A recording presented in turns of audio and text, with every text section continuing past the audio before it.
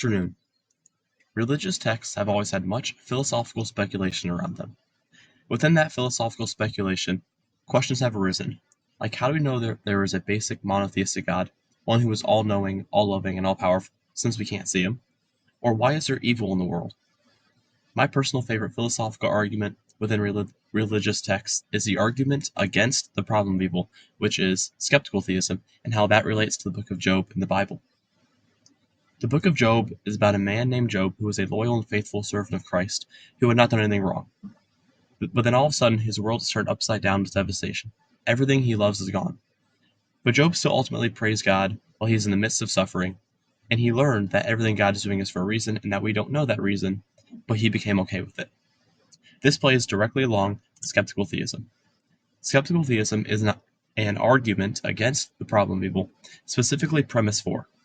It argues that just because evil exists in the world doesn't disprove God's existence, but rather it shows that we as humans aren't equipped to understand the entirety of his detailed plans, and we should learn to become okay with that. The purpose of this discussion is to compare the argument of skeptical theism to the book of Job. In the beginning of the book of Job, there's a meeting between the angels and God in heaven. The angel Satan approaches God and suggests that maybe Job doesn't truly love God, but he's only faithful to God because he's rewarded when he is. Satan suggests that God should test Job by taking away everything good he has in his life to reveal his true colors. God agrees and allows Satan to inflict the suffering on Job. He then loses everything. His family dies, his house and farm burn down, and he loses most of his friends. It was truly devastating.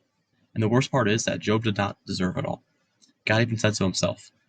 Yet in the midst of the devastation and loss, Job was still able to praise God. He was still faithful. This is the beginning of Job becoming a skeptical theist. Shortly after, some of Job's old friends come to visit to help him rebuild and get better. Job's friends first try to figure out what he did wrong to deserve everything.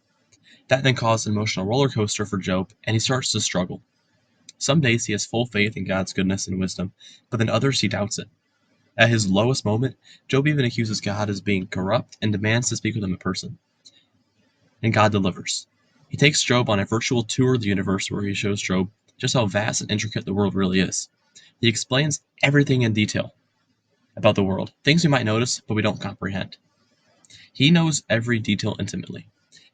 God pays attention to the beauty and the complexity of the universe in ways we can't even imagine. He then shows Job two seemingly large and dangerous animals.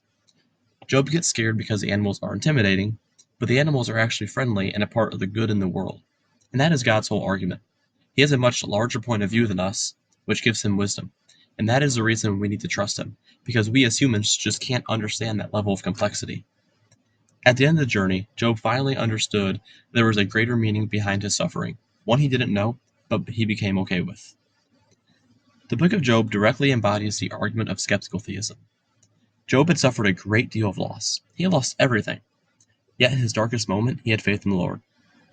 Job experienced evil firsthand, and he had to learn to live in a world without his family or his home.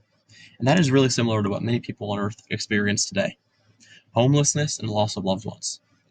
And when that happens, it's nearly impossible to understand or see the potential good in something like that. And that begs the question of evidential and probabilistic problems of evil, which says that suffering is just strong evidence against the existence of God.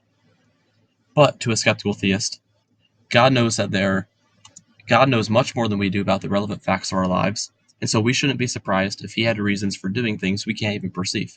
Our inability to distinguish bad things from happening for good reasons is not indicative of God having a good reason to do it.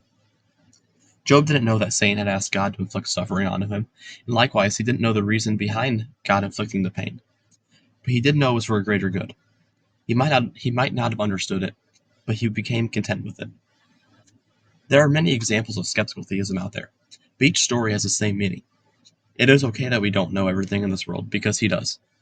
And that is why the book of Job is a great example of skeptical theism, an argument against the problem of evil. Because Job understood that he did not know everything, and he was able to live in peace at the end.